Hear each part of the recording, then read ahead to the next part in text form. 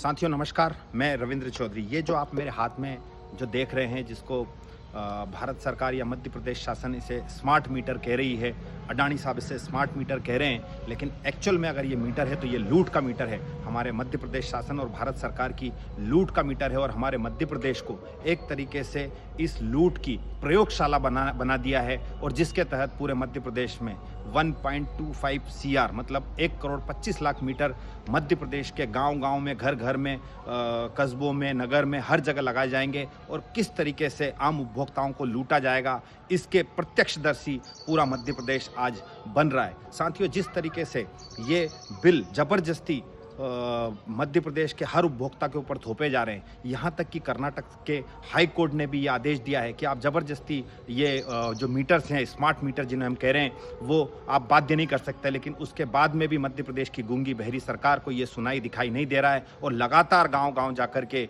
घर-घर जाकर के ये मीटर ज़बरदस्ती लोगों के घर में लगाए जा रहे हैं। हालांकि हज़ारों नहीं लाखों की संख्या में लोगों ने इसकी शिकायतें की है कि यह मीटर अननेसेसरी यूनिट बना रहा है, इसकी खपत को अननेसेसरी बढ़ा रहा है। जहाँ लोगों की यूनिट का खर्चा 70-80 यूनिट या 100 यूनिट तक होता था, वहाँ ये 300-400 यूनिट का कंजम्पशन दिखा रहा है। कई जगह तो ये देखा गया है कि इलेक्ट्रिसिटी बंद होने के बाद में भी मीटर लगातार जारी है। इस तरीके की खामियां जो है लगातार इसमें पाई जा रही हैं। उसके बाद में भी अपनी प्रयोगशाला के ऊपर कोई विराम नहीं है, और अडानी साहब लगातार इस तरीके के इलेक्ट्रॉनिक या स्मार्ट मीटर्स को घरों में लगा रहे हैं, जिसका खामियाजा मध्य प्रदेश के आम उपभोक्ता को भुगतना पड़ रहा है। इस मीटर की खासियत ये है कि जो डेली वेजेस या एक तरीके से जो कर्मी थे, उन लोगों को रीडिंग लेने की जो उनकी नौकरी थी, अब वो भी चली जाएगी, और स्मार्ट मीटर से जो विद्युत मंडल है वो वहीं उनकी एसी ऑफिस में बैठे बैठे इसकी रीडिंग ले लेगा, और बड़े बड़े बिल वहाँ से दे दिए जाएंगे। इसका नुकसान आगे आने वाले समय में उपभोक्ताओं को ये भी होने वाला है कि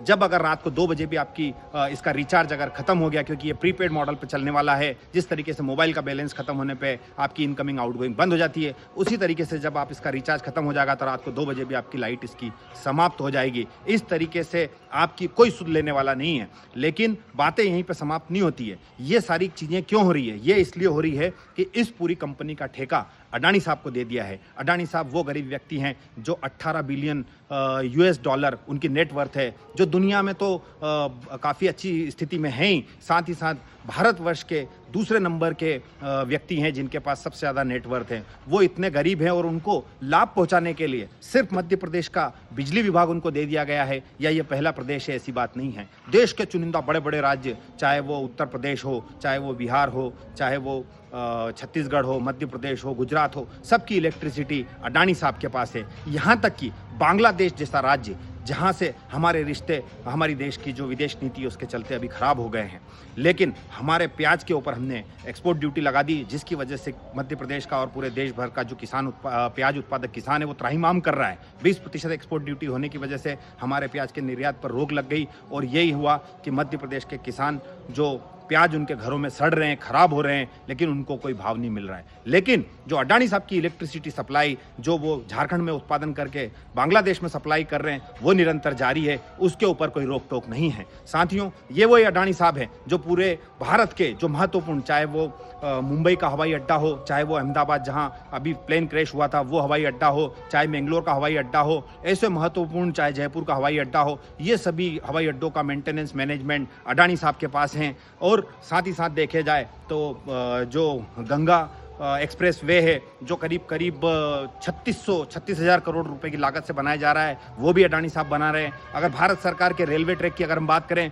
तो उसको अडानी साहब बना रहे हैं। ऐसे कई उद्योग धंधे, मध्य प्रदेश की बात करें तो सारे साइलो अडानी साहब के हैं। तो अडानी साहब इतने गरीब हैं कि पूरी भारत सरकार उनको फायदा पहुंचाने के लिए काम कर रही है, और अभी इस चपेट में मध्य प्रदेश का आम उपभोक्ता, बिजली उपभोक्ता भी आ गया है। और किस तरीके से उपभोक्ता से, आम उपभोक्ता से लूट लेकर के मध्य प्रदेश सरकार को अपने कमीशन की पड़ी है, मध्य प्रदेश के आम उपभोक्ताओं की नहीं पड़ी है।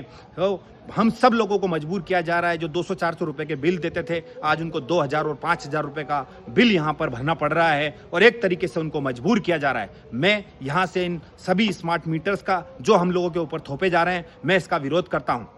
और सभी लोगों को, जो इस प्रदेश के और देश के नागरिक हैं, मैं उनसे आग्रह करता हूं कि किसी भी दल की विचारधारा से ऊपर उठकर आप सब लोगों की ये जिम्मेदारी और हम सब लोगों की जिम्मेदारी बनती है कि इस तरीके की तानाशाही का हम सब लोग विरोध करें। खास करके हमारे भारतीय जनता पार्टी के साथियों को मैं कहना चाहता हूं कि इससे आप भी नहीं बचने वाले हैं। आपके घरों पे भी, आपके दोस्तों के भी, आपके पड़ोसियों के, आपके जो वोटर्स हैं उनके ऊपर भी इसकी मार पड़ने वाली है। इसलिए आप सब लोग भी सजग बने, जागें व अपने जनप्रतिनिधियों से कहें कि ये स्मार्ट मीटर हमारे ऊपर थोपने से बचें। मैं साथ ही साथ यहाँ से हमारे प्रदेश के मुखिया मोहन यादव जी से भी कहना चाहता हूँ कि आप आंख नाक कान बंद करके न बैठें व मध्य प्रदेश के आम उपभोक्ता की सुध लें व हमको इस तरीके के जबरिया शोषण से निजात दिलाएं व तुरंत प्रभावी तरीके से जो कर्नाटक हाई कोर्ट का जो आदेश है कि जबरदस्ती किसी के घर में ये स्मार्ट मीटर न लगाया जाए, इसको 100% लागू करें। जय जवान, जय किसान, जय हिंद।